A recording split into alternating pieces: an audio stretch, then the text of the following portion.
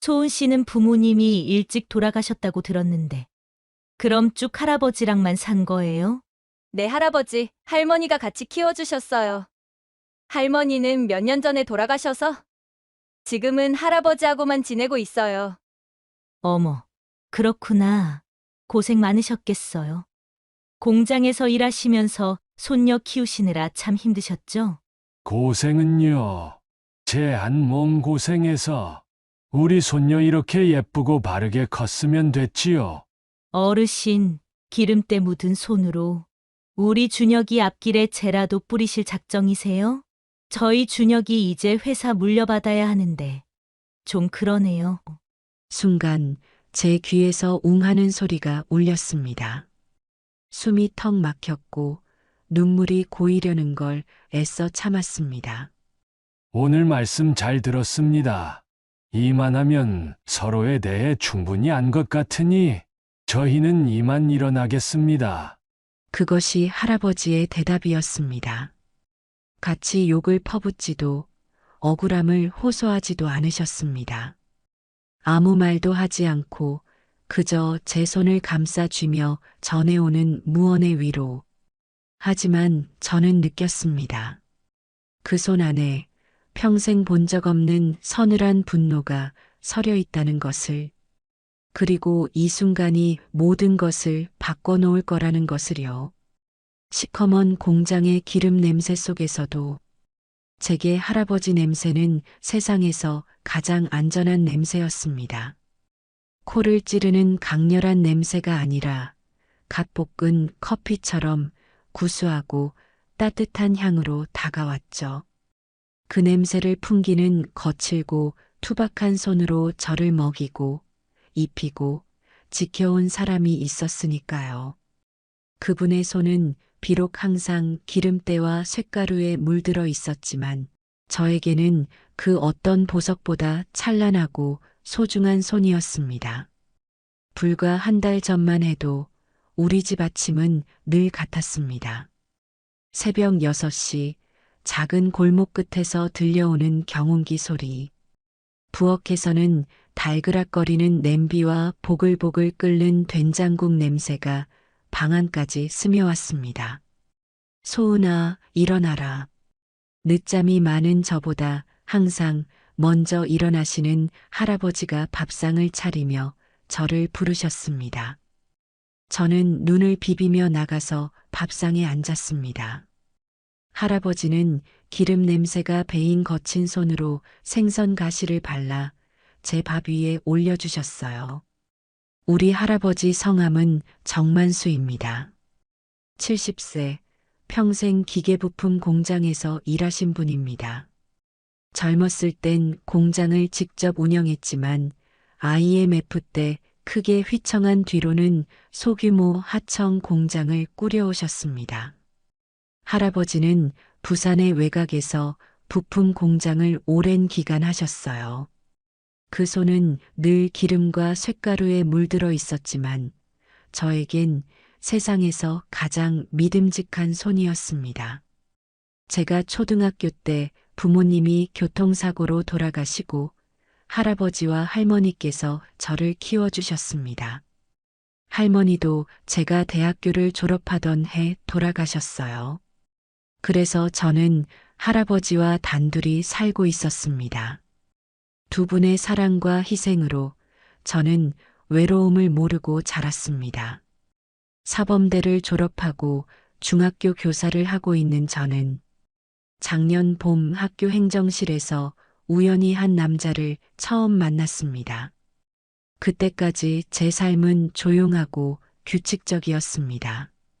할아버지와 함께 살면서 학교로 향하는 길은 늘 같았죠. 교실에 들어서면 아이들의 맑은 눈빛이 저를 반겼습니다. 저는 아이들에게 국어를 가르치고 있어요. 아이들에게 글을 가르치고 세상을 이해하는 눈을 키워주는 일이 제게는 큰 보람이었습니다. 점심시간이면 동료 교사들과 급식실에서 같이 식사하고 차도 마시면서 여유도 부렸죠. 퇴근 후에는 밀린 서류 작업을 하거나 아이들 상담을 위해 학부모와 통화하는 것이 일상이었죠. 주말에는 할아버지 공장에 가서 부족한 일손을 돕거나 집안일을 했습니다. 제 삶은 그렇게 단정하고 평범했습니다. 그날도 여느 때와 다름없이 바쁜 오전이었습니다. 행정실은 학부모들의 서류 제출과 문의로 북적이고 있었습니다. 저는 아이 학부모의 친척이라며 서류를 들고 온 그 사람, 김준혁을 처음 만났어요. 그는 행정실 문을 열고 들어서는 순간부터 제 시선을 사로잡았습니다. 키가 크고 서글서글한 눈매에 눈웃음이 예쁜 사람이었죠. 단정한 정장 차림이었지만 왠지 모르게 편안하고 다정한 인상이었습니다. 그는 서류를 건네며 제게 꾸벅 고개를 숙였습니다. 안녕하세요. 강소은 선생님 맞으시죠? 김민수 학생 삼촌입니다. 서류 좀 전달해 드리려고요. 목소리는 나지막했지만 제 귀에는 또렷하게 들렸습니다. 저는 눈을 마주하며 서류를 받아들었어요. 아, 네. 안녕하세요. 직접 와주셔서 감사합니다. 짧은 대화였지만 그의 눈빛은 저에게 묘한 여운을 남겼습니다. 그의 눈웃음은 마치 햇살처럼 따뜻했습니다. 그날 이후 제 평범했던 일상에 작은 파문이 일기 시작했습니다. 그 후로 준혁 씨는 가끔 학교 행정실에 나타났습니다. 처음에는 아이의 준비물을 핑계 삼아, 그 다음에는 아이의 학업 상담을 핑계로 찾아왔죠. 늘 따뜻한 커피를 들고 나타나 제게 건네주었습니다. 강소은 선생님, 야근하시죠? 따뜻한 커피 한 잔 드세요. 비 오는 날이면 우산을 챙겨와 퇴근하는 저를 기다려주기도 했습니다. 선생님, 우산 없으시죠? 제가 바래다 드릴게요. 작은 배려 하나하나가 제 마음을 흔들었습니다. 저는 평생 누군가에게 이토록 섬세한 관심을 받아본 적이 없었으니까요. 다정함은 제게 낯설면서도 따뜻했습니다. 그런데 어느 날부터인지 제가 할아버지를 돕기 위해 공장에 가면 준혁 씨는 이미 그곳에 와 있었습니다. 공장은 늘 시끄러운 기계 소리와 기름 냄새, 쇳가루 냄새로 가득했습니다. 무겁고 거친 철판들을 옮기는 일은 남자들에게도 고된 작업이었죠. 하지만 준혁 씨는 망설임 없이 작업복을 입고 할아버지 옆에서 땀을 흘렸습니다. 깨끗한 셔츠와 바지가 기름때와 쇳가루로 더러워지는 것도 아랑곳하지 않았습니다. 할아버지, 이거 제가 들게요. 조심하세요. 싹싹하게 다가와 일손을 거드는 준혁 씨를 보며 공장 아주머니들과 아저씨들은 자기 일처럼 기뻐하며 제 등을 떠밀었습니다. 아이고, 소은 선생 복 터졌네. 저렇게 훤하고 싹싹한 총각이 어디서 났대? 소은아, 저런 총각은 놓치면 안 된다. 어서 잡아라. 공장 아저씨들은 투박한 손으로 준혁 씨의 어깨를 두드리며 칭찬을 아끼지 않았습니다. 준혁 총각, 손재주도 좋고 힘도 좋네. 우리 만수 사장님보다 낫다. 할아버지도 겉으로는 무뚝뚝하게 됐어. 가서 쉬어라고 말씀하셨지만 얼굴에는 희미한 미소가 번져 있었습니다. 그의 눈빛에는 준혁 씨에 대한 만족감과 함께 저에 대한 안도감이 섞여 있었습니다. 할아버지의 그 미소를 보며 저는 비로소 확신했습니다. 이 사람은 제 삶에 들어와도 괜찮은 사람이라고요. 준혁 씨는 할아버지의 거친 손을 보고도 인상 한번 찌푸리지 않았습니다. 오히려 그 손을 물끄러미 바라보며 말했습니다. 소은 씨가 왜 저렇게 바르고 예쁜 사람인지 알겠어요. 할아버지의 이 손이 다 말해주네요. 할머님이 시장에서 얼마나 고생하셨는지 알 것 같아요. 그 말에 저는 그만 사랑에 빠지고 말았습니다. 제 삶의 근간인 할아버지를, 그 고생의 세월을 존중해주는 남자를 어떻게 사랑하지 않을 수 있을까요? 그의 진심 어린 말 한마디가 제 마음을 완전히 사로잡았습니다. 저는 그에게 제 모든 것을 내어줄 준비가 되어 있었습니다. 그리고 2달 전 마침내 그날이 왔습니다. 해운대 바닷가가 보이는 작은 레스토랑. 창밖으로는 화려한 바다의 야경이 펼쳐져 있었습니다. 준혁 씨는 제 앞에 무릎을 꿇고 작은 상자를 열었습니다. 상자 안에는 영롱하게 빛나는 반지가 들어 있었어요. 소은아, 나랑 결혼해 줄래? 내가 평생 소은 씨랑 할아버지 행복하게 해줄게. 공장 일도 그만하시게 하고 우리 같이 편안하게 모시자. 반짝이는 반지보다 제 할아버지까지 끌어안는 그 따뜻한 마음에 눈물이 왈칵 쏟아졌습니다. 저는 고개를 끄덕이는 것으로 대답을 대신했습니다. 그날 제 손가락에 끼워진 반지는 세상 그 어떤 보석보다 찬란하게 빛났습니다. 그것은 단순한 반지가 아니라 저와 할아버지의 미래를 약속하는 희망의 증표였습니다. 집으로 돌아오는 내내 제 발걸음은 구름 위를 걷는 듯 가벼웠습니다. 할아버지에게 이 소식을 어떻게 전할까? 심장이 터질 것처럼 두근거렸습니다. 할아버지, 저 왔어요. 늦은 밤까지 손녀를 기다리고 있던 할아버지는 현관문을 열고 들어서는 제 얼굴을 보자마자 물으셨습니다. 아이고, 우리 강아지. 얼굴에 한박꽃이 폈네. 무슨 좋은 일 있어? 저는 말없이 왼손을 들어 할아버지 앞에 내밀었습니다. 할아버지의 시선이 제 손가락에 끼워진 반지에 닿는 순간 할아버지의 움직임이 그대로 멈췄습니다. 잠깐의 정적. 할아버지는 천천히 고개를 들어 저를 바라보셨습니다. 그 눈에 서서히 물기가 차오르기 시작했습니다. 우리 소은이, 우리 강아지 시집 가는구만. 할아버지, 준혁 씨가 나보고 결혼하자고 했어. 할아버지도 이제 고생 그만하고 같이 행복하게 살아요. 그 말에 할아버지의 눈가가 촉촉하게 젖어들었습니다. 우리 소은이 고생 끝났네. 이제 나 죽어도 여한이 없다. 여한이 없어. 그날 밤 우리는 밤이 깊어가는 줄도 모르고 그동안의 이야기를 나누었습니다. 할아버지는 장롱 가장 깊숙한 곳에서 빛바랜 제 부모님의 사진을 꺼내 오셨습니다. 이것들아, 봤냐? 너희 딸내미가 이렇게 커서 이제 시집을 간다. 하늘에서라도 우리 소은이 잘 살게 지켜줘야 한다. 알았냐?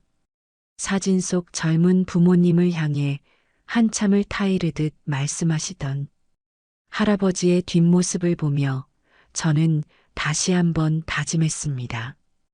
꼭 행복해져서 평생 저만을 위해 살아오신 우리 할아버지께 효도하겠노라고요. 상견례 날짜는 금방 잡혔습니다. 상견례 전날 밤이었습니다. 할아버지는 늦은 시간까지 공장에서 돌아오지 않으셨습니다.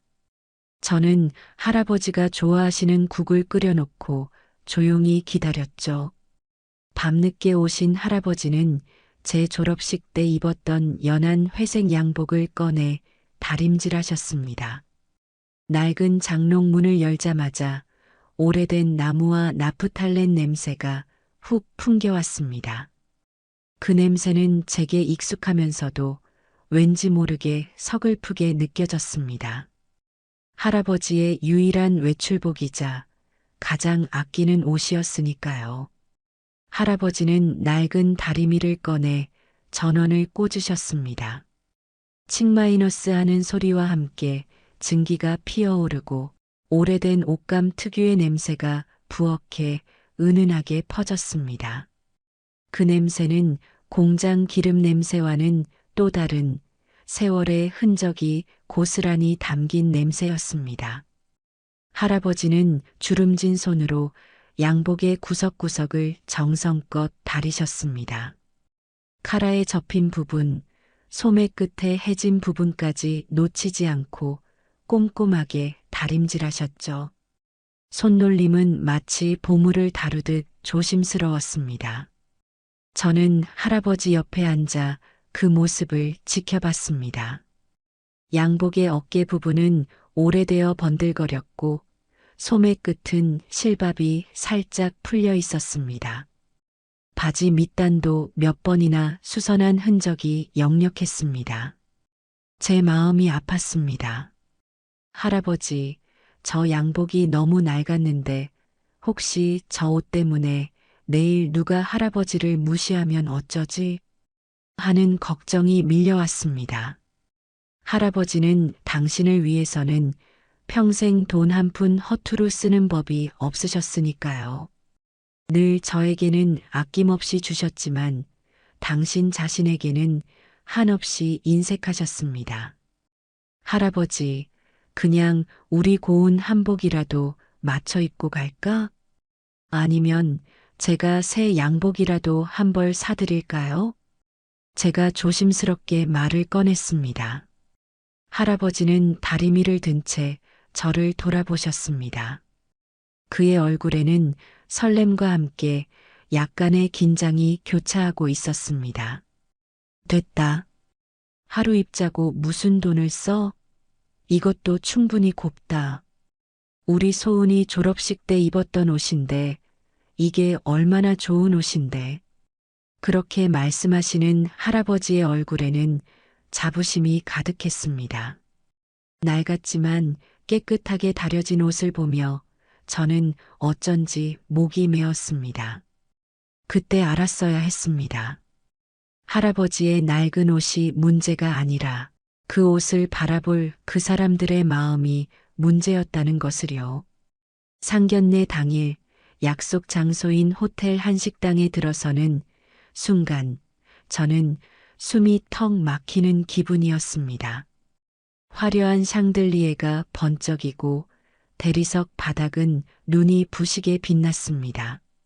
고급스러운 인테리어와 은은한 향수 냄새가 가득한 그곳은 기름 냄새 나는 작업복에 익숙한 할아버지와는 전혀 어울리지 않는 너무나도 차갑고 이질적인 공간이었습니다.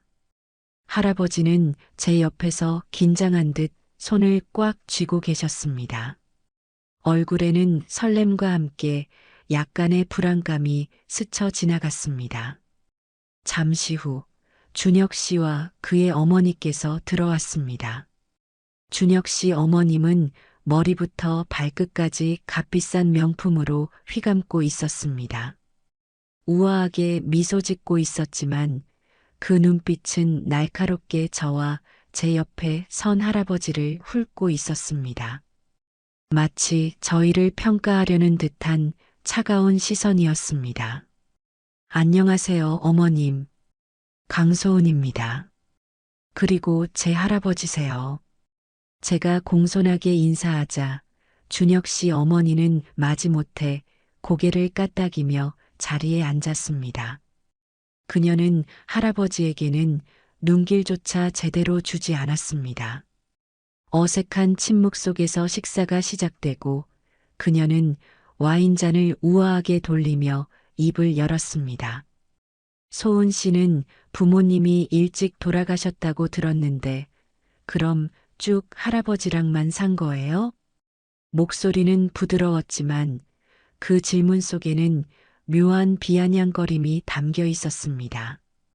할아버지 할머니가 같이 키워주셨고 할머니는 몇 년 전에 돌아가셔서 지금은 할아버지하고 지내고 있어요.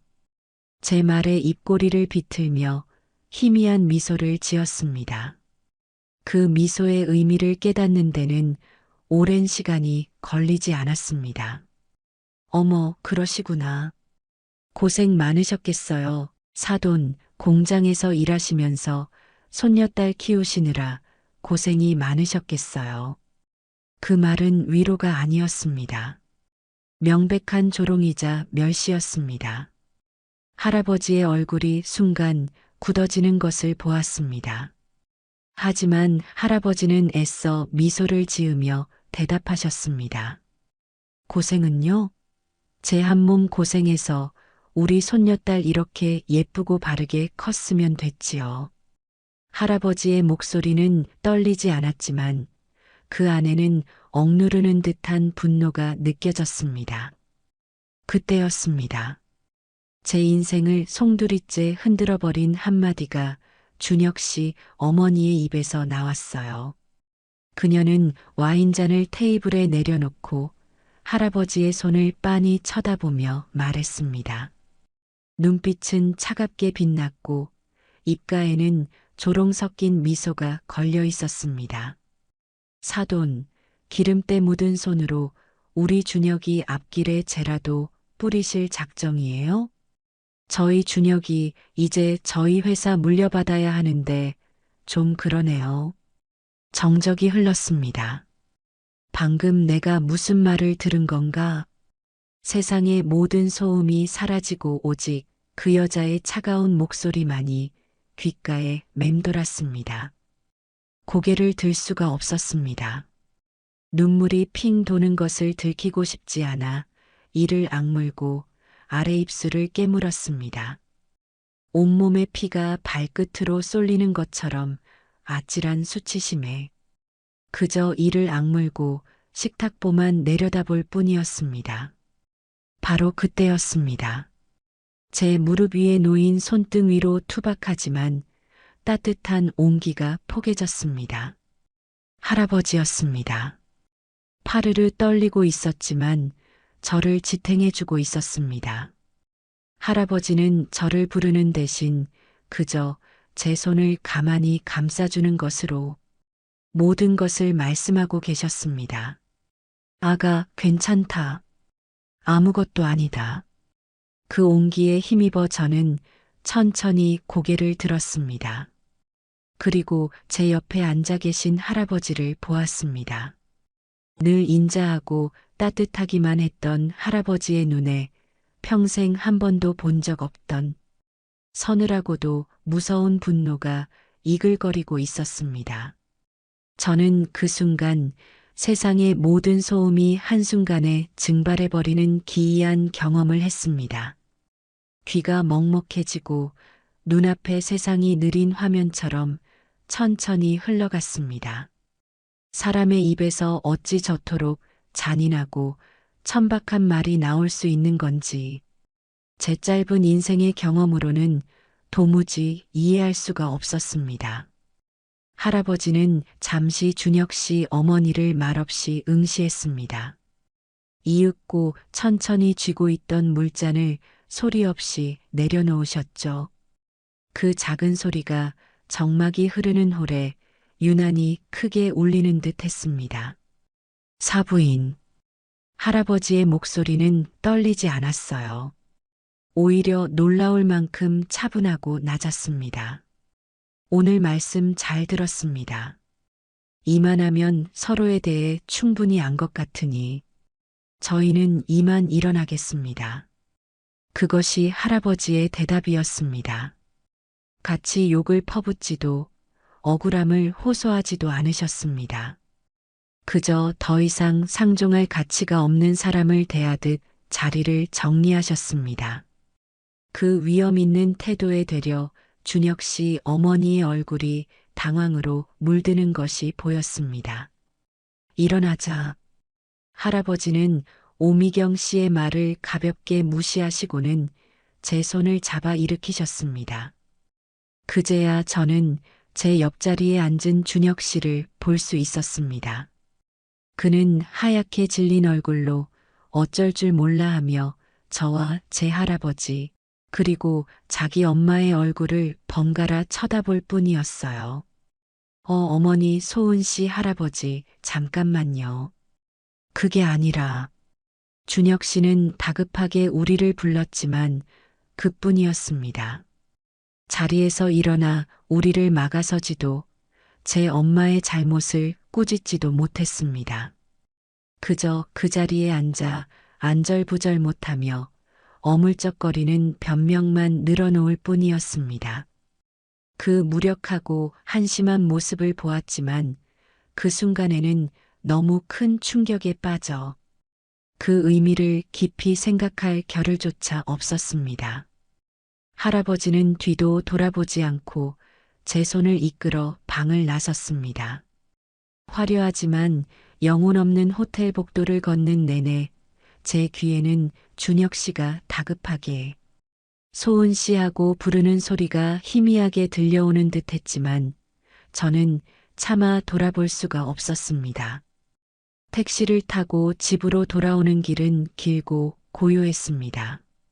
창밖의 풍경은 쉴 새 없이 흘러가는데 택시 안의 공기는 무겁게 가라앉아 저와 할아버지를 짓눌렀습니다. 할아버지는 아무 말씀 없이 창밖만 바라보고 계셨고 저는 그런 할아버지의 옆모습을 차마 똑바로 쳐다볼 수가 없었습니다. 할아버지, 죄송해요. 한참 만에 모기만 한 목소리로 겨우 꺼낸 말이었어요. 저 때문에 할아버지가 그런 험한 말을. 제 목소리 끝이 파르르 떨려왔습니다. 그러자 창밖을 보시던 할아버지가 천천히 고개를 돌려 저를 바라보셨습니다. 그 눈에는 분노도 원망도 없었습니다. 오직 상처받은 손녀를 향한 안쓰러움과 애틋함만이 가득했습니다. 내 탓이 아니다. 할아버지는 다시 제 손을 잡으셨습니다. 못 배우고 근본 없는 사람 말을 마음에 담아두는 거 아니야.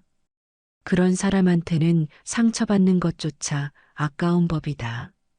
나는 괜찮다. 우리 강아지 너만 괜찮으면 돼. 저는 끝내 참았던 눈물을 터뜨리고 말았습니다. 세상에서 가장 존경하고 사랑하는 우리 할아버지가 저 때문에 저런 수모를 겪으셨다는 사실을 도저히 견딜 수가 없었습니다. 그날 밤 저는 한숨도 잠들지 못했습니다. 어둠 속에 누워 눈을 감으면 그 순간에 비웃음 가득한 얼굴과 얼음장 같던 목소리가 계속 눈앞에 맴돌았습니다. 그리고 그 옆에는 어김없이 아무 말도 못하고 쩔쩔매던 준혁 씨의 얼굴도 떠올랐죠. 왜 준혁 씨는 아무 말도 하지 않았을까? 그 생각이 한번 들자 꼬리에 꼬리를 물고 의심이 피어올랐습니다. 평소에는 그렇게 다정하던 사람이, 할아버지께 싹싹하게 굴던 그 사람이 왜 정작 가장 중요했던 그 순간에는 저를, 그리고 우리 할아버지를 지켜주지 않았던 걸까? 우리 엄마가 원래 그렇다는 말로 모든 것을 덮으려 했던 걸까? 내가 평생 행복하게 해줄게요. 그토록 달콤했던 그의 약속이 차갑게 식어버린 재처럼 부서졌습니다. 다음 날 아침 집안의 공기는 전날 밤의 상처를 머금은 채 무겁게 가라앉아 있었습니다. 할아버지는 애써 아무렇지 않은 척 평소보다 더 명랑한 목소리로 저를 깨우셨습니다. 소은아, 일어나. 우리 강아지 좋아하는 고등어 구웠다. 하지만 저는 알 수 있었어요. 밥상에 마주 앉았지만 누구도 쉽사리 숟가락을 들지 못했습니다. 애써 밥을 입에 넣었지만 모래알을 씹는 것처럼 아무 맛도 느껴지지 않았습니다. 하루 종일 휴대폰만 쳐다봤어요. 준혁 씨에게서 연락이 오기를 기다렸습니다. 어쩌면 그가 밤새 잠 못 이루고 아침 일찍 우리 집으로 달려오지 않을까, 무릎이라도 꿇고 자기 엄마를 대신해 진심으로 용서를 구하지 않을까, 어젯밤에 너무 당황해서 그랬을 거라고 어리석은 기대를 놓지 못했습니다. 오후가 되어서야 휴대폰이 울렸습니다. 김준혁이라는 세 글자가 화면에 뜨는 순간 심장이 쿵 내려앉았습니다. 저는 잠시 망설이다 심호흡을 하고 전화를 받았어요. 소은 씨, 괜찮아? 수화기 너머로 들려오는 그의 목소리는 지쳐 있고 머뭇거렸습니다. 소은 씨, 어제는 정말 미안해. 엄마가 대신 사과하라고 하셔서 저는 제 귀를 의심했습니다. 분노가 치밀었습니다. 아니, 그게 아니라 엄마가 원래 말투가 좀 직설적이라서 그렇지. 아기가 있었던 건 절대 아니야. 좀 오해가 있었던 것 같아. 내가 잘 말씀드릴게. 응. 온몸에 힘이 쭉 빠져나가는 기분이었습니다. 제가 기대했던 말은 이런 게 아니었습니다. 분노, 사과, 위로. 그 무엇도 아니었습니다. 그저 상황을 무마하려는 비겁한 변명뿐이었습니다. 준혁 씨는 아무렇지 않아요. 제 목소리가 얼음처럼 차갑게 변해가는 것을 느꼈습니다. 우리 할아버지가 준혁 씨 앞에서 그런 말을 들었는데 준혁 씨는 그냥 오해라고 생각하면 끝이에요? 소은 씨, 제발. 물론 나도 화나지. 근데 어떡하냐? 우리 엄마인데. 일단 할아버지께 내가 100번이고 1000번이고 대신 사과할게. 이따 저녁에 집으로 찾아갈까? 대신 사과하겠다는 말. 우리 엄마인데 어떡하냐는 말. 그 순간 저는 깨달았습니다. 이 남자는 영원히 내 편이 되어줄 수 없겠구나. 언제나 저와 자기 엄마 사이에서 저울질하고 변명하고 저에게 이해를 강요할 것이었습니다. 전화가 끊긴 뒤 저는 한참 동안 멍하니 서 있었어요. 그리고는 천천히 제 왼손을 들어 올렸습니다. 어제까지만 해도 세상을 다 가진 것처럼 영롱하게 빛나던 이 작은 반지가 오늘은 제 손가락을 옥죄는 차가운 쇠고랑처럼 느껴졌습니다. 그 사람이 제게 끼워주며 속삭였던 영혼의 약속이 싸구려 유리 조각처럼 초라하게 빛을 잃어가고 있었어요. 전화를 끊은 뒤에도 한참 동안이나 그 자리에 못 박힌 듯 서 있었습니다. 그날 밤 할아버지는 아무것도 묻지 않으셨어요. 저녁상에 마주 앉아 밥을 먹을 때도 그저 묵묵히 식사만 하실 뿐이었습니다. 제가 준혁 씨와 통화를 했는지 할아버지는 알고 계신 것 같았어요. 어떤 표정을 짓고 있었는지 할아버지는 아마 다 알고 계셨을 겁니다. 소은아. 설거지를 하고 있는 제 등 뒤로 할아버지의 나지막한 목소리가 들려왔습니다. 사람 마음이라는 게 힘들면 쉬어가도 되는 거다. 너무 애쓰지 마라. 할아버지는 우리 강아지가 웃는 게 제일 좋다. 그 말씀에 참고 있던 눈물이 다시 핑 돌았습니다. 할아버지는 제 결혼이 깨질까봐 전전긍긍하시는 게 아니었어요. 그저 당신의 손녀딸이 상처받고 힘들어하는 것을 가슴 아파하실 뿐이었습니다. 그 무조건적인 사랑 앞에서 저는 흔들리던 마음을 다잡았어요. 다음 날 저는 준혁 씨에게 만나자고 연락했습니다. 동네의 작은 카페. 어색한 침묵 속에서 제가 먼저 입을 열었습니다. 준혁 씨, 어제 전화로는 다 못할 이야기가 있어서 보자고 했어요. 소은 씨, 내가 정말 미안해. 주말에 할아버지랑 너한테 제대로 찾아뵙고 사과하려고 했어. 엄마도 내가 잘 설득해 볼게. 우리 여기까지 해요. 이 결혼 저 못하겠어요. 소은 씨, 지금 무슨 소리 하는 거야?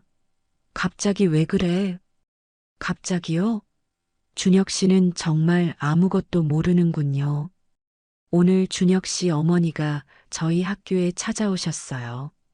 제 동료들 앞에서 제 월급이 얼마인지, 집안에 빚은 없는지, 혼수는 뭘 해올 건지 물으셨어요. 뭐, 엄마가 학교까지 갔었다고? 정말이야? 세상에. 네. 준혁 씨 어머니 덕분에 저는 제 직장에서 재산 없는 집안에 가난한 여자로 낙인 찍혔어요. 이제 아시겠어요? 제가 왜 갑자기 이러는지. 소은 씨, 미안해. 내가 정말 미안해. 그건 엄마가 100번 잘못했어. 소은 씨, 제발. 화 풀어. 내가 다 해결할게. 목소리는 절박했지만 제 마음은 조금도 움직이지 않았습니다. 오히려 역겨움에 속이 울렁거렸습니다. 제 목소리는 이제 분노조차 실려 있지 않았습니다. 오직 차가운 경멸만이 남아있을 뿐이었어요. 이제 어머님은 상관없어요. 저는 준혁 씨한테 실망한 거예요. 상견례 날에도, 어제 통화에서도, 그리고 방금 전까지도 단 한 번도 온전히 내 편이 되어 나를 지켜주지 않은 준혁 씨한테요. 소은 씨, 제발. 내가 잘못했어. 내가 반지는 돌려드릴게요. 다시는 연락하지 마세요. 그리고 냉정하게 돌아서 나왔습니다. 어떻게 집으로 돌아왔는지 기억나지 않습니다. 멍하니 버스를 타고 어두운 골목길을 걸어 녹슨 대문 앞에 섰어요. 문을 열고 들어서는 순간 저를 마중 나온 건 할아버지의 걱정 가득한 얼굴이었습니다. 할아버지는 아무 말씀도 하지 않으셨어요.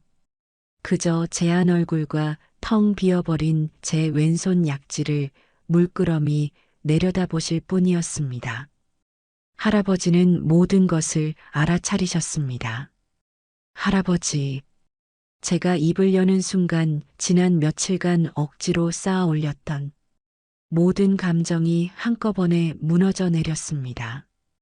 할아버지는 그저 제 등을 토닥이며 제가 스스로 그칠 때까지 기다려 주셨어요.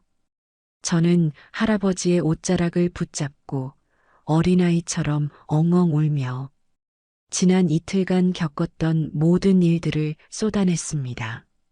상견례에서의 모욕, 준혁 씨의 비겁한 변명, 그리고 오늘 학교에서 겪었던 끔찍한 굴욕까지. 제 울음 섞인 너두리를 듣는 내내 할아버지는 아무 말씀이 없으셨습니다. 더 이상 흘릴 눈물도 남아있지 않을 무렵 저는 조금씩 진정되기 시작했습니다. 젖은 얼굴을 들어 할아버지를 보았을 때 저는 숨을 멈췄습니다. 제 아픔에 공감하며 함께 슬퍼해 주실 거라 생각했던 할아버지의 얼굴에는 슬픔 대신 전혀 다른 감정이 자리 잡고 있었습니다. 한없이 자애롭던 할아버지의 눈에서 따뜻한 온기가 전부 사라지고 그 텅 빈 자리에 모든 것을 재로 만들어버릴 듯한 검은 불꽃이 타오르기 시작하는 것을요. 그 눈빛은 그저 분노라고 하기에는 너무나도 깊고 서늘했습니다.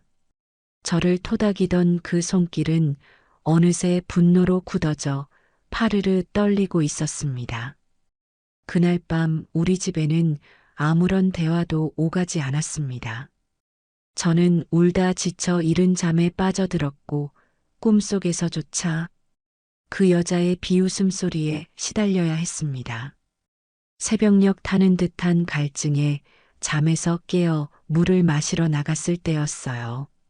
거실에는 희미한 달빛만이 내려앉아 있었고 그 달빛 아래 할아버지가 꼿꼿한 자세로 앉아 계셨습니다.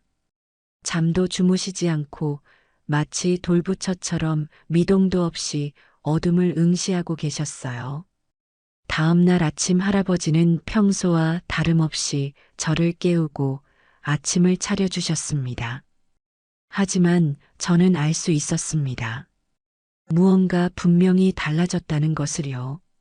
아침 식사가 끝나고 저는 방에 누워 멍하니 천장만 바라보고 있었습니다. 그때 건넌방에서 무언가 둔탁한 소리가 들려왔습니다. 고개를 돌려보니 할아버지께서 장롱 가장 깊숙한 곳에서 낡고 커다란 오동나무 상자를 꺼내고 계셨습니다.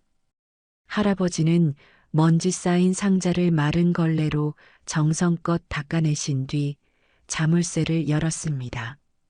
그리고 그 안에서 누렇게 색이 바랜 낡은 장부 한 권을 꺼내 드셨습니다. 할아버지는 그 장부를 한 장 한 장 아주 천천히 넘기기 시작했습니다. 마침내 할아버지의 손가락이 어느 한 페이지 위에서 멈췄어요. 그리고 그 위에 적힌 이름을 나지막이 음조리셨습니다. 우미경. 그 이름을 부르는 할아버지의 목소리에는 어떠한 감정도 실려 있지 않았습니다. 그래서 오히려 더 무섭게 들렸습니다. 그리고 익숙하게 번호를 누르기 시작했습니다. 누구에게 전화하는지 알 수 없었습니다. 김 사장, 나 강영철이야. 잘 지냈지? 다름이 아니라 내가 옛날에 가지고 있던 땅들 있잖아. 해운대하고 광안리 쪽에 있던 거, 그거 지금 시세가 어떻게 되는지 좀 알아봐줘. 제일 비싸게 쳐주는 대로 급하게 팔 건 아니고 그냥 지금 가치가 얼마나 되는지 정확하게 알아야겠어. 이따 오후에 다시 전화할게. 저는 제 귀를 의심했습니다. 저는 너무 놀라 아무 말도 못하고 할아버지의 뒷모습만 쳐다봤습니다. 저는 그날 학교에 가지 않았어요. 아니, 갈 수가 없었습니다. 동료 선생님들과 아이들을 볼 낯이 없었어요. 저는 하루 종일 이불을 뒤집어 쓰고 있었습니다. 아무것도 하고 싶지 않았고 아무 생각도 할 수 없었습니다. 그저 시간이 빨리 지나가기만을 바랄 뿐이었습니다. 오후가 되었을 때 할아버지는 다시 전화기를 들었습니다. 이번에는 아침과는 전혀 다른 낮고 조용한 목소리였습니다. 조 실장, 나요. 그동안 별일 없었고. 조 실장이라는 호칭부터가 생소했습니다. 할아버지가 아는 사람 중에 그런 직책을 가진 사람이 있다는 이야기는 들어본 적도 없었습니다. 다름이 아니라 내가 지금 가지고 있는 물산회사 지분 전부 합치면 몇 %나 되지? 그래, 최대 주주는 아직 그 양반이고 알았어. 할아버지가 얘기하는 그 물산회사는 부산에서 나름 큰 기업 중 하나였습니다. 지분이라니 저는 방 안에서 귀를 쫑긋 세웠습니다. 믿을 수 없는 단어들이 할아버지의 입에서 계속해서 흘러나왔습니다. 조 실장, 이번에 니네 그룹에서 주주총회 VIP 대상으로 하는 명사 초청 발표, 아직 발표 자리 비어 있는 거 있나? 잠시 수화기 너머의 이야기를 듣던 할아버지가 단호하게 말했어요. 내가 좀 해야겠어. 주제는 바닥에서 시작해 두 손으로 일구어낸 성공신화, 그런 걸로 하고 날짜는 제일 빠른 걸로 잡아줘요. 아, 그리고 아주 중요한 게 있어. 할아버지의 목소리가 한층 더 낮아졌습니다. 우미경이라고 알지? 그 물산회사 사장. 그 사람은 무슨 수를 써서라도 그날 주주총회에 꼭 참석시켜. 초청장을 직접 보내든 다른 사람을 통해서 구슬리든 방법은 조 실장이 알아서 해. 무조건 그 자리에 앉혀놔야 하니까 저는 숨을 죽였어요. 할아버지는 지금 우미경 씨를 상대로 무언가 일을 꾸미고 있었습니다. 그것도 물산회사 주주총회라는 제가 상상도 할 수 없는 무대에서 말입니다. 그래, 이제 30년 묵은 빚 받으러 가야지. 준비되는 대로 바로 연락 줘요. 전화를 끊는 할아버지는 잠시 눈을 감고 깊은 생각에 잠기는 듯 했습니다. 저는 천천히 거실로 나갔어요. 할아버지는 제 기척을 느끼고는 저를 돌아보셨습니다. 저는 떨리는 목소리로 물었습니다. 할아버지, 방금 통화 그게 다 무슨 소리예요? 회사 지분이라니? 땅이라니? 할아버지 대체, 그리고 우미경 씨는 누구예요? 할아버지는 대답 대신 오동나무 상자에서 또 다른 서류 뭉치를 꺼내셨습니다. 빛바랜 등기 권리 증과 낡은 주식 증서들이었어요. 서류에 적힌 할아버지의 이름 강영철, 그리고 그 옆에 적힌 숫자들은 제가 평생 만져볼 수도 없을 만큼 거대한 액수였습니다. 네 부모가 교통사고로 한나란시에 가고 나서 네 아빠가 사업하다 남긴 빚이 꽤 되더구나. 원래 나는 회사를 크게 했는데 그 빚을 갚고 나니 남은 게 지금 하고 있는 공장이었어. 너 굶기지 않으려고 남들처럼 대학 보내려고 그래서 열심히 일했다. 그러다 우연히 재개발 직전에 허름한 땅을 사들인 게 돈이 되기 시작했고 그걸로 주식을 사고 또 땅을 사고 그렇게 불린 거야. 그런데 왜 한 번도 말씀 안 하셨어요? 돈이 많다고 행복한 건 아니더라. 이 돈 때문에 사람한테 배신도 당해보고 더러운 꼴도 많이 봤다. 그래서 너한테는 그냥 평범한 할아버지로만 있고 싶었어. 할아버지의 목소리는 슬픔에 잠겨 있었습니다. 돈 무서운 거 모르고 그냥 바르게만 자라주길 바랐거든. 내가 다 지켜줄 수 있을 줄 알았지. 할아버지의 눈빛이 다시 차갑게 변했습니다. 그런데 아니었어. 내가 너를 너무 약하게 키웠다. 저런 가증스러운 것들한테 짓밟히도록 내버려뒀어. 이제는 더 이상 그렇게 안 한다. 할아버지는 자리에서 일어나 제 어깨를 단단히 잡았습니다. 그 손길에는 더 이상 슬픔이나 미안함이 없었습니다. 오직 강철 같은 의지만이 느껴졌습니다. 소은아, 며칠만 학교 쉬어라. 아무 생각 말고 할미만 믿고 있어. 억울하고 분한 거 할아버지가 전부 다 갚아줄 테니까. 할아버지의 눈을 바라보았습니다. 그 눈은 제가 알던 할아버지의 눈이 아니었습니다. 이제부터는 내가 나설 차례다. 그리고 우미경이란 이름은 준혁이 엄마야. 저는 깜짝 놀랐습니다. 할아버지께서 이미 알고 있는 사람인 줄은 상상도 못했었거든요. 며칠 뒤 점심시간이 지나고 할아버지는 외출 준비를 마치셨습니다. 소은아, 가자. 할아버지의 짧은 말에 저는 마른 침을 삼키며 고개를 끄덕였습니다. 택시를 타고 물산회사로 가는 내내 저는 차라리 이 모든 게 꿈이었으면 좋겠다고 생각했습니다. 하지만 제 옆에 앉은 할아버지의 굳게 담은 입술과 단호한 눈빛은 이것이 꿈이 아닌 현실이라는 것을 분명하게 말해주고 있었어요.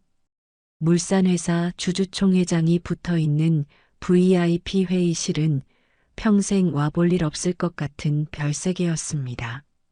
사방은 번쩍이는 금장으로 장식되어 있었고 공기 중에는 값비싼 향수 냄새와 돈 냄새가 진동했습니다.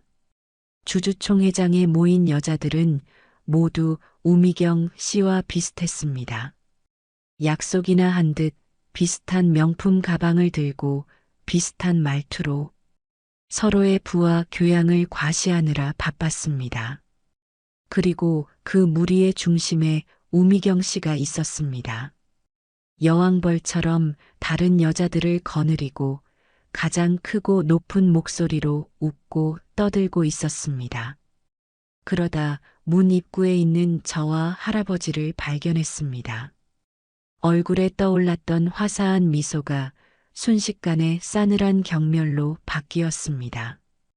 어머, 쟤네들이 여길 어떻게 들어왔어? 그녀의 입모양을 저는 똑똑히 읽을 수 있었습니다. 우미경 씨는 함께 있던 친구들에게 잠시 양해를 구하더니 곧장 우리를 향해 성큼성큼 걸어왔습니다. 그 얼굴에는 감히 너희 같은 것들이 어디라고 발을 들여놓느냐는 노골적인 적개심이 가득했습니다. 여긴 아무나 들어오는 데가 아닐 텐데 초대장도 없이 어떻게 들어왔어요? 경비들은 도대체 뭐 하는 거야? 마치 벌레를 쫓아내려는 듯 손을 휘저으며 말했습니다. 주변의 모든 시선이 우리에게로 쏠렸습니다. 사람들은 수군거리기 시작했고 저는 너무나도 창피해서 고개를 들 수가 없었습니다. 바로 그때였습니다. 제 등 뒤에서 아주 정중하고 품이 있는 목소리가 들려왔어요. 무슨 문제라도 있으십니까? 고개를 돌리자 깔끔한 정장 차림의 한 중년 남자가 우리 곁에 서 있었습니다. 그분은 우리를 막아선 우미경 씨를 힐긋 쳐다보더니 조금도 신경 쓰지 않는다는 듯 가볍게 무시했습니다. 그리고는 제 옆에 계신 할아버지를 향해 90도로 허리를 깊게 숙였습니다. 회장님, 준비 다 되었습니다. 이제 강단으로 모시겠습니다. 그래, 고마워, 조 실장. 회장님, 그 세 글자가 울려 퍼지는 순간 주주총 회장의 모든 소음이 거짓말처럼 멈췄습니다. 우미경 씨의 얼굴이 그대로 굳어버렸습니다. 방금 전까지 경멸과 조롱으로 가득했던 그 얼굴에 믿을 수 없다는 충격과 경악이 떠올랐습니다. 턱이 바닥에 떨어질 것처럼 입이 벌어졌고 눈은 금방이라도 튀어나올 것처럼 커졌습니다. 주변에서 우리를 구경하던 다른 VIP 참석자들도 모두 똑같은 표정으로 할아버지와 조 실장 그리고 우미경 씨를 번갈아 쳐다보고 있었습니다. 저는 제 심장이 멎는 줄 알았습니다. 우미경의 얼굴이 그대로 굳어버렸어요. 방금 전까지 저와 할아버지를 향해 쏘아대던 그 모든 경멸과 조롱이 회장님이라는 단 세 글자 앞에 박제된 듯 멈춰섰습니다. 그녀의 머릿속에서는 기계 공장에서 일하는 할아버지와 회장님이라는 단어가 도저히 하나로 합쳐지지 않는 것 같았습니다. 주변에서 우리를 비웃으며 수군대던 다른 사람들 역시 모두 똑같이 입을 벌린 채 믿을 수 없다는 표정으로 할아버지를 쳐다보고 있었습니다. 조 실장이라는 분은 주변의 소란 따위는 안중에도 없다는 듯 오직 할아버지를 향해 다시 한번 정중하게 말했습니다. 회장님, 시간이 되었습니다. 이쪽으로 오시죠. 할아버지는 고개를 한번 끄덕이시더니 저를 향해 작게 눈짓을 하셨습니다. 따라오너라 하는 무언의 신호였습니다. 저는 홀린 듯 할아버지의 뒤를 따라 발표 무대를 향해 걸었습니다. 얼어붙은 우미경 씨의 옆을 지나는 순간 저는 그녀의 눈동자가 지진이라도 난 것처럼 파르르 떨리고 있는 것을 똑똑히 보았습니다. 저 할아버지가 누구야? 대체 회장님? 그룹 회장은 따로 있잖아. 우리가 지나가는 길목마다 사람들의 믿을 수 없다는 수군거림이 파도처럼 일었습니다. 무대 옆에 다다르자 사회자가 마이크를 잡고 우렁차게 외쳤습니다. 자, 그럼 지금부터 물산회사 주주총회 특별 명사 초청 발표회를 시작하겠습니다. 오늘 바닥에서 두 손으로 일구어낸 성공이라는 주제로 아주 귀한 분을 모셨습니다. 사회자의 시선이 그리고 장내 모든 사람의 시선이 할아버지에게로 향했어요. 할아버지는 조 실장의 안내를 받아 조금의 망설임도 없이 무대 중앙으로 걸어 나갔습니다.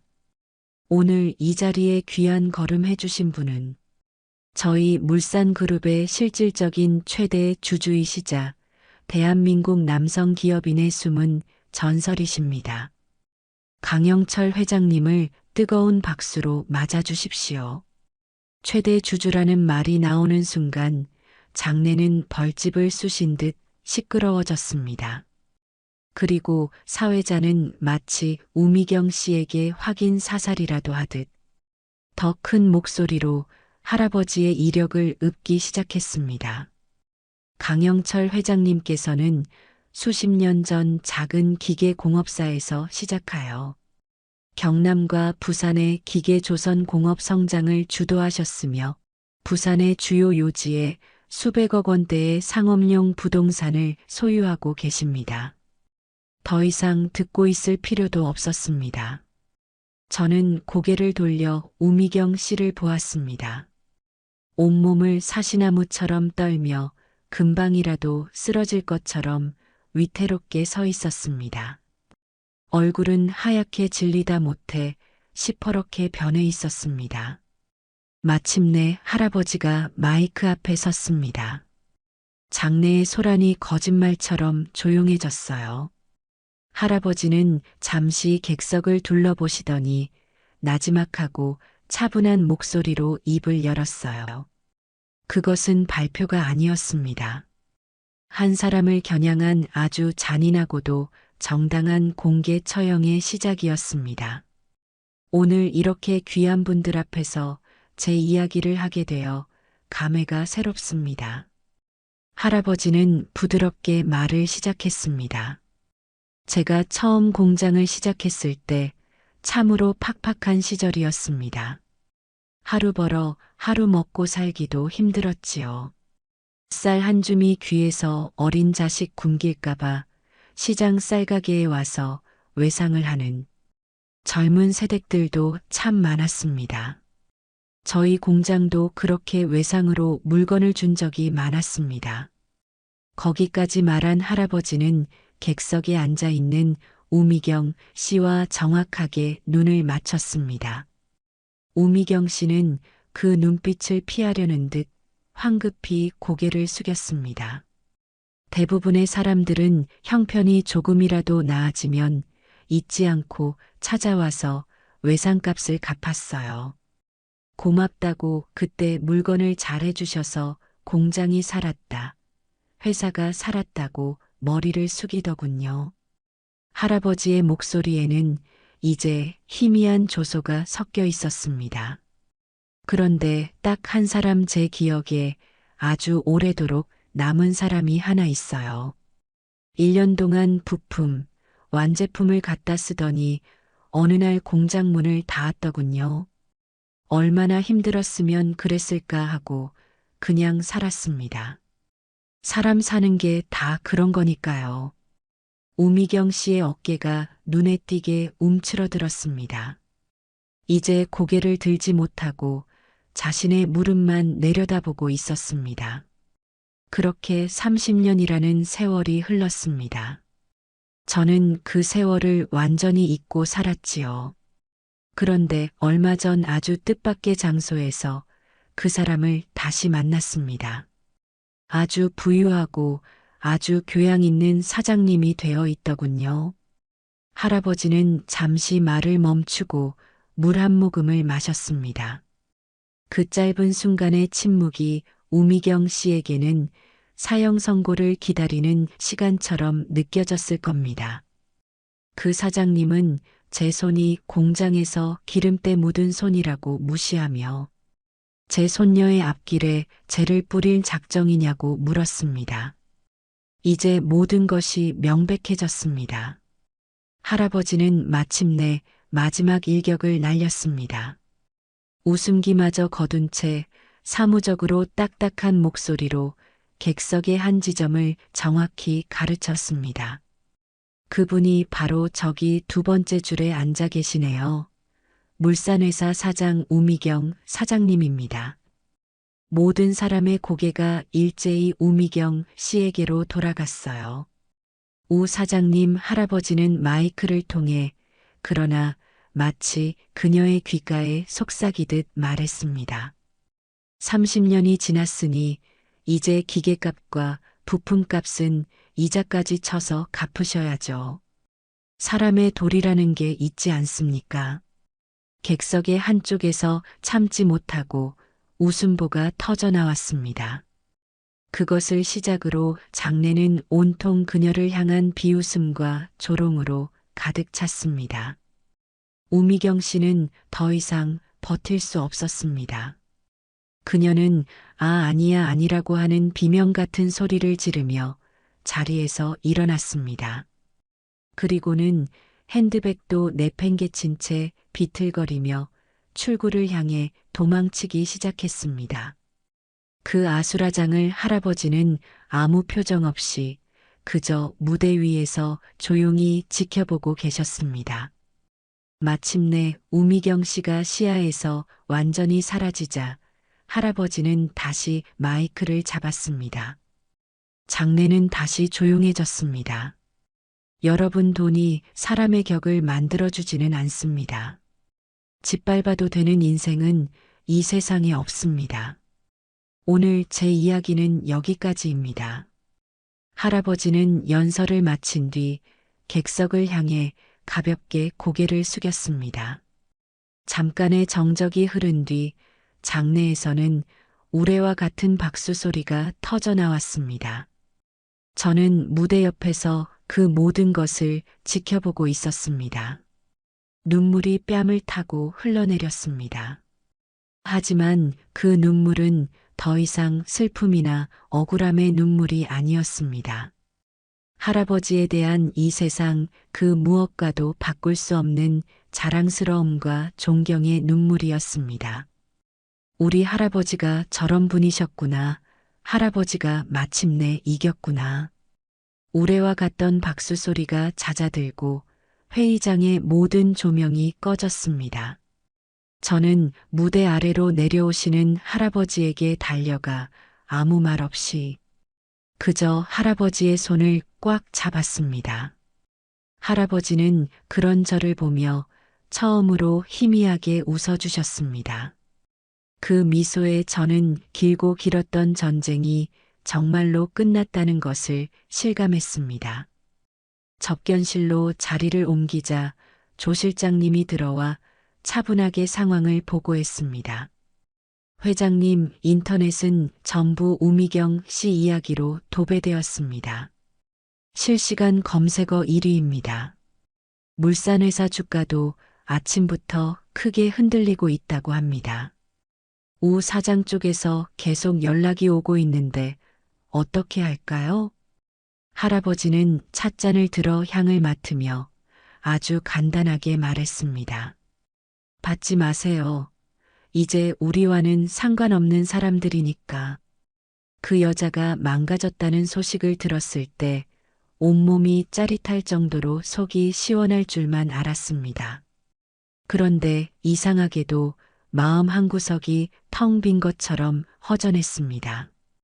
복수의 끝은 생각만큼 달콤하지 않았습니다.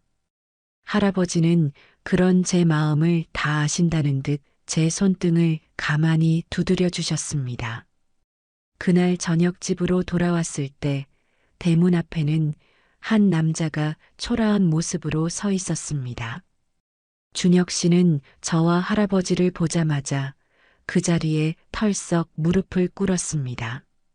할아버님, 소은 씨, 제가 잘못했습니다. 그의 목소리는 심하게 갈라져 있었습니다. 어머니의 잘못을 막지 못한 것도 제 잘못이고, 두 분이 모욕당할 때 아무것도 하지 못한 것도 제 잘못입니다. 무엇보다 사랑하는 사람을 지켜주지 못한 제 비겁함이 가장 큰 죄입니다. 저는 남편이 될 자격도 사위가 될 자격도 없는 놈입니다. 정말 죄송합니다. 그는 이마가 땅에 닿을 듯이 고개를 숙였습니다. 이번에는 변명이 없었습니다. 저는 아무 말도 하지 않았어요. 할아버지 역시 그를 차갑게 내려다볼 뿐이었습니다. 이제 와서 그런 말이 무슨 소용이냐, 돌아가라. 할아버지의 냉정한 말에 준혁 씨는 고개도 들지 못한 채 한참을 그렇게 있다가 힘없이 일어나 돌아갔습니다. 며칠이 더 지났습니다. 이번에는 우미경 씨가 우리 집 대문 앞에 나타났습니다. 며칠 사이에 폭삭 늙어버린 얼굴, 값비싼 옷 대신 수수한 옷차림이었습니다. 그녀는 할아버지를 보자마자 땅바닥에 그대로 무릎을 꿇고 통곡하기 시작했습니다. 회장님, 제가 죽을 죄를 지었습니다. 제가 잠시 눈이 멀어서 무슨 짓을 했는지도 몰랐습니다. 제발, 제발 한 번만 용서해 주십시오요. 이대로 가다간 저희 집안 다 길거리에 나앉게 생겼습니다. 그녀의 사죄는 진심 어린 반성이라기보다는 모든 것을 잃게 된 사람의 절박한 애원이었습니다. 할아버지는 무릎 꿇고 우는 그녀를 한참 동안이나 말없이 내려다보셨습니다. 그리고는 낮은 목소리로 말했습니다. 고개를 드시오. 나는 당신한테 사과받을 생각 없어요. 우미경 씨는 놀라 고개를 들었습니다. 내가 당신에게 이렇게까지 화가 난 것은 30년 전 일 때문이 아니에요. 30년이 지나 가난한 늙은이라고 무시해서도 아니고요. 할아버지의 목소리가 조용하지만 단호하게 울려 퍼졌습니다. 당신이 내 목숨보다 귀한 내 손녀의 진심을, 그 아이가 눈물로 살아온 인생을 함부로 짓밟았기 때문이요. 사람의 마음에 상처를 내고 그 인생을 통째로 부정한 죄가 얼마나 무거운지 당신은 아직도 모르는 것 같구려. 할아버지는 우미경 씨를 지나쳐 집 안으로 들어가려다 잠시 멈춰서 말했습니다요. 그리고 용서는 내가 하는 게 아니요. 당신 때문에 억울하게 눈물 흘린 내 손녀가 하는 것이고, 당신의 오만함 때문에 평생 쌓아온 공탑을 무너뜨리게 생긴 당신 남편이 하는 것이고, 비겁한 아들로 만든 당신 아들이 하는 거요. 당신이 앞으로 어떤 사람으로 사느냐에 모든 게 달렸지. 그러니 나한테 용서를 구하지 마시오. 그 말을 끝으로 할아버지는 집으로 들어가셨습니다. 저는 대문 밖에 홀로 서서 멍하니 앉아 있는 우미경 씨와 멀찍이 서서 다가오지도 못하는 준혁 씨를 바라보았습니다. 그날 이후 저는 준혁 씨에게 반지를 돌려주었습니다. 그는 아무 말 없이 반지를 받았고, 며칠 뒤 그의 어머니와 함께 살던 집을 떠나 독립했다는 소식을 들었습니다. 또 우미경 씨가 물산회사 사장 자리에서도 스스로 물러났다는 이야기도 들려왔습니다. 시간이 흘러 우리 집에는 예전과 같은 평화가 찾아왔습니다. 할아버지는 여전히 기계 공장에 나가십니다. 회장님이 아니라 강소은의 할아버지로 사는 삶이 가장 편하고 행복하다고 하셨습니다. 저 역시 다시 교단에 서서 아이들을 가르칩니다. 제 삶은 아무것도 변하지 않은 것 같지만 저는 압니다. 제 안에 무언가는 아주 단단해졌다는 것을요. 저는 그 길고 아팠던 일을 겪으며 비로소 깨달았습니다. 가장 강한 사람은 돈이 많은 사람이 아니라 어떤 모욕적인 상황에서도 자기 자신의 존엄함을 잃지 않는 사람이라는 것을요. 우리 할아버지가 바로 그런 분이었습니다. 할아버지의 복수는 한 사람을 무너뜨리는 것이 목적이 아니었습니다. 돈과 지위로 사람을 판단하고 짓밟는 이 세상의 그릇된 가치관을 향한 꾸짖음이었고, 억울하게 짓밟혔던 우리 두 사람의 인생과 자존심을 스스로의 힘으로 바로 세우는 과정이었습니다. 그날 이후 우리 집에는 평화가 찾아왔지만 저는 가끔 생각합니다. 진정한 용서란 과연 무엇일까요? 모든 것을 되돌리고 싶어 하는 그들의 사죄를 저는 언젠가 받아들일 수 있을까요? 여러분이라면 저와 같은 상황에서 어떤 선택을 하셨을까요? 그 답은 저도 아직 찾아가는 중입니다. 제 이야기 끝까지 들어주셔서 감사합니다. 구독, 좋아요, 댓글은 영상 제작에 큰 힘이 됩니다. 끝까지 시청해 주셔서 감사합니다. 감사합니다. 감사합니다. 감사합니다. 감사합니다. 감사합니다.